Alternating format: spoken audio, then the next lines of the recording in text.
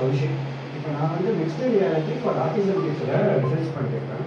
So first mixed ரியாலிட்டினா என்ன? அது பார்த்தீங்கன்னா ஒரு கண்ணாடி மாதிரி இருக்கும். அந்த கண்ணாடி போட்டிங்கன்னா உங்களுக்கு நம்மளோட இந்த வேர்ல்டும் தெரியும், அதுக்கு மேலே நம்ம ஏதாச்சும் ஒரு ஆக்டிவிட்டிஸும் நம்ம காமிக்கலாம். ஸோ அந்த குழந்தைங்களுக்கு போத் 3D ப்ளஸ் இந்த ரியாலிட்டியும் தெரியும். இதுக்கு முன்னாடி வர்ச்சுவல் ரியாலிட்டின்னு ஒன்று இருந்துச்சு. வர்ச்சுவல் ரியாலிட்டி எப்படின்னா அவங்க ஃபுல் அண்ட் ஃபுல் அந்த வேர்ல்டுக்குள்ளேயே இருப்பாங்க. இப்போ இந்த வர்ச்சுவல் ரியாலிட்டியை ஆட்டிசம் கிட்ஸ்க்கு வச்சு அப்புறம் நிறைய ஸ்டடீஸ் வந்துருக்கு. நிறைய ஸ்டடீஸில் ரிசல்ட்ஸும் ப்ரூவ் பண்ணியிருக்காங்க. ஈவன் தோ வர்ச்சுவல் ரியாலிட்டிங்கிறது 10 year old டெக்னாலஜியாக இருந்தாலும் இந்த இயர் அண்ட் லாஸ்ட் இயர்னா சென்னையில் மல்டி ஸ்பெஷாலிட்டி ஹாஸ்பிட்டல்ஸில் வர்ச்சுவல் ரியாலிட்டி கொண்டு வராங்க ஆட்டிசம் கிட்ஸ்க்கு.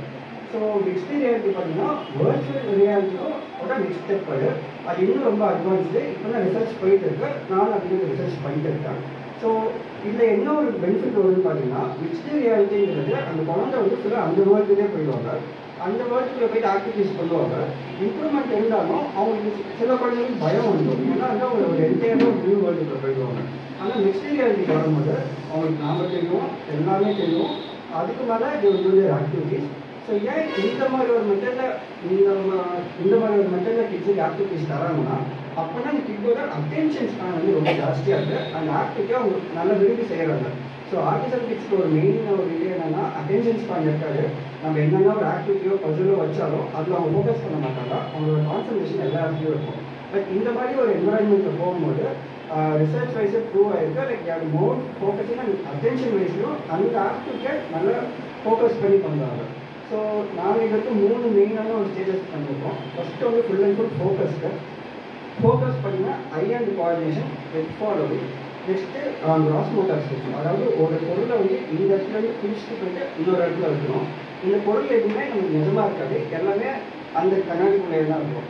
ஸோ இப்படி பண்ணும்போது இந்த கிளினிக்கில் நம்ம கொஞ்சம் டெஸ்ட் பண்ணோம். எல்லா இடத்துலையுமே பார்த்தீங்கன்னா ரொம்ப அட்டென்டிவாக ரொம்ப ஃபோக்கஸ்டாக இந்த டாஸ்க்கெல்லாம் பண்ணுறாங்க. அண்ட் அவங்களுக்கு தெரியாமல் அவங்க ஒரு கேம் மாதிரி நினச்சி பண்ணுறாங்க. பட் அந்த கேம் மூலயமா அவங்களோட cross motor and fine motor skills ஒரு நுணுக்கமான விஷயத்தை பிடிக்கிறதா இருக்கட்டும், ஒரு விஷயத்தை ஃபோக்கஸ் பண்ணி அதுக்கு அட்டென்ஷன் கொடுத்து பண்ணுற விஷயமா இருக்கும். இது எல்லாமே அவங்களுக்கு தெரியாமல் இம்ப்ரூவ் ஆகிட்டு இருக்கு. ஸோ இதில் நாங்கள் இன்னும் ரிசர்ச் பண்ணிட்டு இருக்கோம். ஸோ இதான் இது இருக்குது.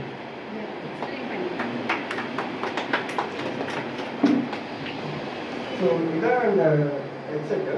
ஸோ இந்த ஹெட்செட்டில் பார்த்தீங்கன்னா இந்த கேமராஸும் இருக்கும், இந்த பக்கம் லென்ஸும் இருக்கும். ஸோ அவங்களுக்கு பார்த்தீங்கன்னா ஃபுல் அண்ட் ஃபுல்லாக அவங்க விஷயம் பிளாக் ஆகாது. நாம் தெரியும், நம்ம எல்லாருமே தெரியும். அதுக்கு மேலே வந்து நம்ம என்ன ஆக்டிவிட்டி தரோமோ அந்த ஆக்டிவிட்டியும் இருக்கும்.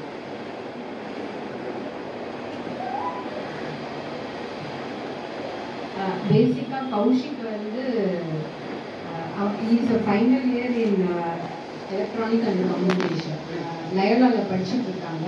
ஸோ அவனுடைய ஃபைனல் ப்ராஜெக்ட் வந்து he wants to do in autism kid and then அவங்க காலேஜில்